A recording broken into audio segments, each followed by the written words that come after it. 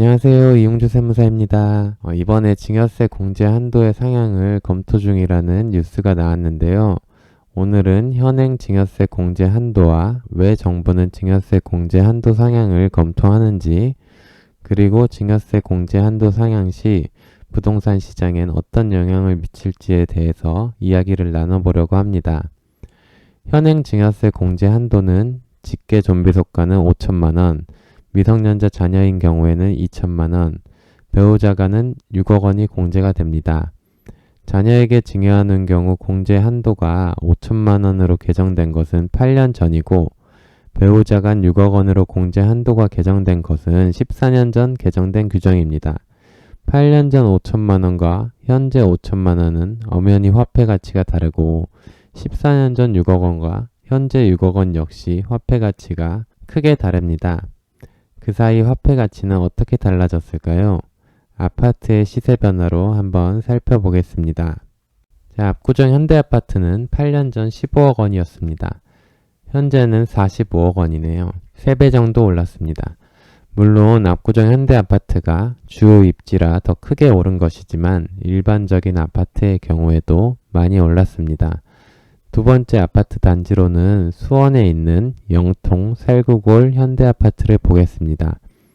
8년 전 4억 5천만 원에서 현재 10억 원입니다.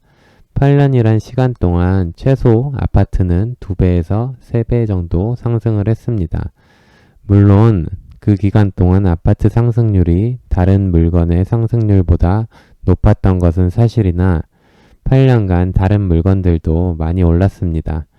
식당에서 8년 전에 3,000원에 팔던 소주가 현재 5,000원에 팔고, 삼겹살도 8년 전엔 1인분에 7,000원에서 8,000원이면 먹었지만 요즘은 12,000원에서 13,000원 정도 하는 것 같습니다.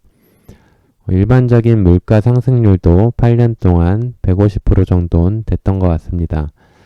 보통 물가 상승으로 인해 실질적인 세부담이 증가하는 것을 경제학에서는 인플레이션 텍스라고 하는데요.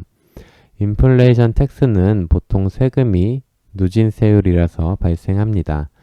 과세 표준이 증가할수록 세율은 높은 구간을 적용받기 때문인 것이죠. 구체적인 사례를 통해 알아보겠습니다.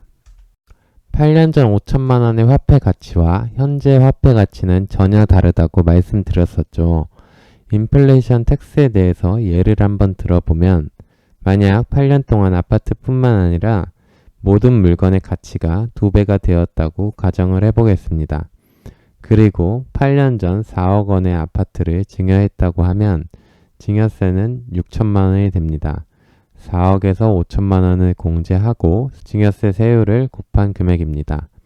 그리고 현재 동일한 아파트가 8억 원이 되었고 증여한다면 증여세는 1억 6,500만 원이 됩니다.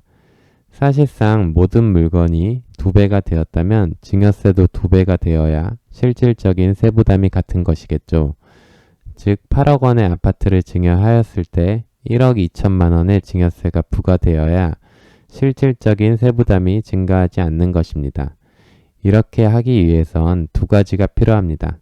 증여재산 공제를 물가 상승률에 맞추어 올려주는 것, 그리고 세율 적용 과세표준 구간을 물가 상승률에 맞추어 올려주는 것이 동시에 이루어지면 정확히 세부담도 2배로 증가합니다. 그렇게 된다면 인플레이션 텍스가 발생하지 않게 되겠죠. 증여재산 공제가 5천만 원에서 1억 원이 된다고 하여도 과세표준 조정이 없는 한 인플레이션 텍스는 여전히 존재한다는 것을 볼 수 있습니다.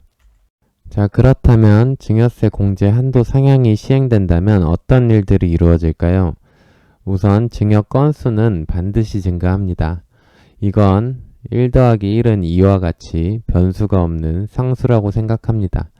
그렇다면 이제 부자들은 자녀에게 무엇을 줄지 생각을 해봐야 되는데, 현금을 줄 수도 있고 주식을 줄 수도 있고 비트코인을 줄 수도 있습니다. 만약 여러분이 부자라면 자녀에게 무엇을 주고 싶을까요? 여러 가지 자산 종류가 있지만 아직까지 우리나라 대다수 부자들은 부동산을 증여하려고 합니다. 아직까지 우리나라 사람들 인식엔 부동산은 안전자산이고 확실한 투자처라고 생각하기 때문입니다. 그리고 현재까지 우리나라에선 약간의 조정은 있었어도 부동산이 크게 배신한 적은 없기 때문이죠. 현재 여러 가지 부동산 완화 정책과 일기 신도시 재건축 이슈 등 부동산 상승 요인과 금리 인상과 가격이 고점이라는 인식 등의 하방 요인이 혼재하고 있습니다.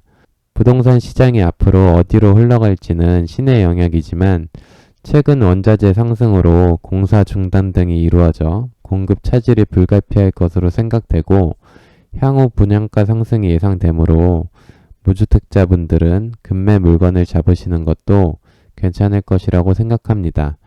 저는 세무사이자 공인중개사로 수원 지역에서 활동 중입니다. 구독과 좋아요 눌러주시고 앞으로 좋은 영상 업로드하도록 하겠습니다. 시청해주셔서 감사합니다.